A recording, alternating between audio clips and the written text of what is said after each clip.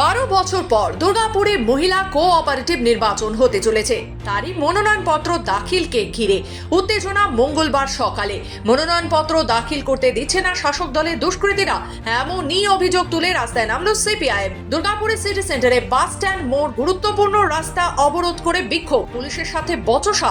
যতক্ষণ না পর্যন্ত মনোনয়নপত্র দাখিল করতে দেওয়া হবে ততক্ষণ পর্যন্ত রাস্তা ছাড়া হবে না বলে হুঁশিয়ারি দেয় সিপিআইএম কর্মী সমর্থকেরা। সিপিআইএম অভিযোগ করেন, মহিলা কোঅপারেটিভ নির্বাচনের মনোনয়নপত্র দাখিলের শেষ তারিখ আজ।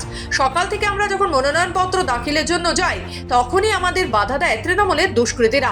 আমাদের মারধরও করা হয়, মোবাইল ফোন কেড়ে নেওয়া হয়। পুলিশ তবুও নিশ্চুপ, তাই আমরা বাধ্য হয়ে গুরুত্বপূর্ণ রাস্তা অবরোধ করেছি। যতক্ষণ না পর্যন্ত আমাদের মনোনয়নপত্র দাখিল করতে দেওয়া হচ্ছে ততক্ষণ পর্যন্ত আমরা রাস্তা ছাড়বো না।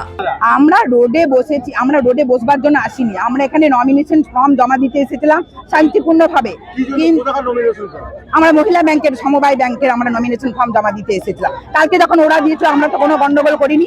আজকে আমরা যখন জমা দিতে এসেছি তখন ওরা মহিলা গুন্ডা বাহিনী ওদের সবাই নিয়ে আমাদেরকে ঠেলা ঠেলি, বস্তা ধরতি, গালাগালি শুরু করে দিল। এত নোংরা ভাষায় গালাগালি আমরা দিতে পারছি না। ঠেলা ঠেলি না, আমাদের এখানেই তো যেতে দিল না, কোর্টের সামনে আমাদেরকে যাওয়ার রাস্তাতেই যেতে দিল না, ওখান থেকে আমাদেরকে আটকে দিল। প্রশাসন, পুলিশ প্রশাসন আমাদের কোন রকম প্রোটেকশন দিতে রাজি নয়। সেই জন্য আমরা বাধ্য হয়ে আজকে এখানে বসেছি। উনাদের কানে যেন এই শব্দগুলো যায় যে আমরা কি চাই। আমি সিআই2 ম্যান হিসেবে বলছি যে আমার অফিসের গেট পর্যন্ত আক্রমণ হয়েছে। আমার office was about to be vandalize, তখন বাধা দেওয়া হয়েছে।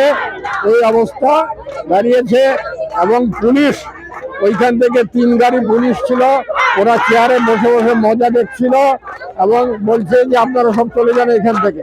পুলিশ বিহেভ লাগে pet dog of the ruling party.